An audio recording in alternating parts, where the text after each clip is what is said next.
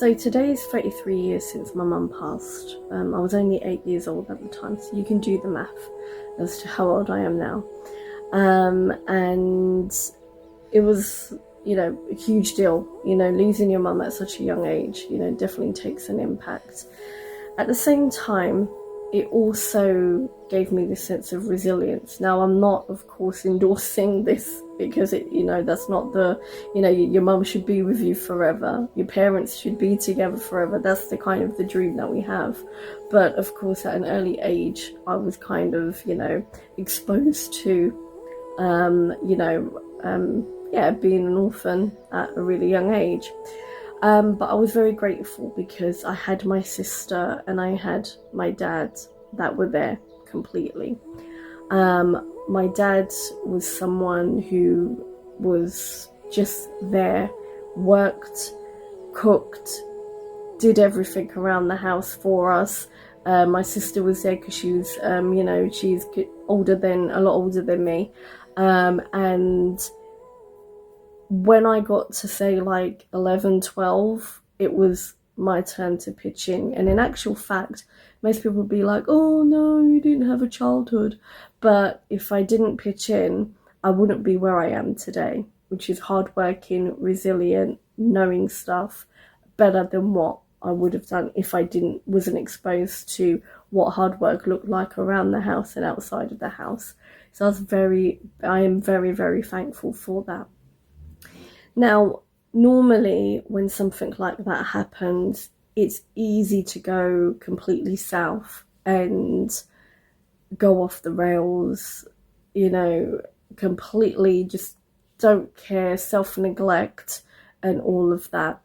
But in actual fact, now that wasn't the only tragic incident that's happened in my life. There's been a couple of others, but that in particular, because of what today is, it was absolutely huge and impacted my childhood, not having your mother, but at least I was able to say I had mother and father figures in my life, in the represented by dad and my sister. So basically what I'm getting at today is that you can have tragic moments that will happen to you in life. Now, at the age of 8, I could have just stayed with that feeling. Maybe I kind of knew because she was ill before she passed. So I kind of knew that there was something that wasn't going to be there any longer. And maybe that in some sort of way I kind of made peace with that in my own immature young child way. But yeah, I didn't let it impact me. It wasn't like, oh, I'm going to be like this because my mother died. I'm going to do this because my mother died when I was young. So therefore, oh, I'm just going to be reckless with my life because my mum died when I was young. I feel like a lot of us tend to use traumatic experiences or issues that might have happened at a young age as an excuse for not picking up, for not being resilient, for not moving forward. It's about having this disciplined mindset. Now, don't get me wrong, there are certain traumas that are going to cause things like PTSD, that are going to cause things that you need to work on. But you do the work. If you want to change, you will do the work. I did not want that to define who I was. In actual fact, I remember in my teens, I was like, yeah, I lost my mum when I was young, but I'm not going to be like those that would use it as a crutch. I'm actually going to change it because I want to be the ones that are successful. And that's exactly what I did. I changed it around. Yeah, I wasn't great at school. That's not a problem with that. I probably didn't push myself hard enough. I was probably okay at school, but I was a little bit lazy. And that's okay. We all get lazy from time to time. But after that, it was like, no, I do really want to do well.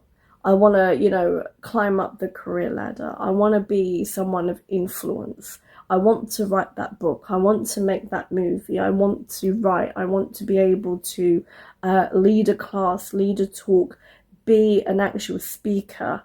And praise God, I've been able to do all of that because I learned from an experience of being so young and losing something that I could pick up and actually say, well, I know what it's like to lose something. So therefore, I might as well use this as my strength, because it is going to be the source of my strength, because I've had to pick up with not having a mum for, for a very long time. Now, again, like I said, I'm not downing anyone who's been through a traumatic experience and, has needed therapy. Go get it. Get the therapy, get the coaching, get what it is that you need. All I'm saying to you is that you need to move on. You can easily let it defeat you, or you can let it define you and move further. And that's basically what I'm getting at today. I decided to not let it define me.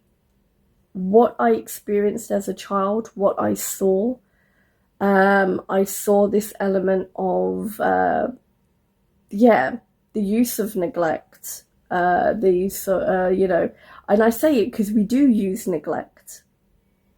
We use neglect as a crutch, and sometimes we need to kind of be strong and not neglect ourselves. I saw this point of emotional thinking versus principle thinking. Being emotionally led is not always going to be the best way forward. There are going to be times you need to use your emotions, but there's a time for being principally led. And I saw that at a young age. So it was like, well, actually, I'm going to take this as a valuable lesson, not just a lesson of, I lost my mum, poor me, but I saw it through a different lens. I saw what she went through, the suffering towards the end, but also the point of where she didn't look after herself, or her mental health wasn't taken into consideration, or she didn't acknowledge what emotional help that she did need. And this is why I don't down those that are going to therapy, because some people will need that. So I use that to a point, well, I don't want to go down the same path, because, there is always this thing, well, if your mum was like that and everyone else was like that, maybe that's going to happen to you.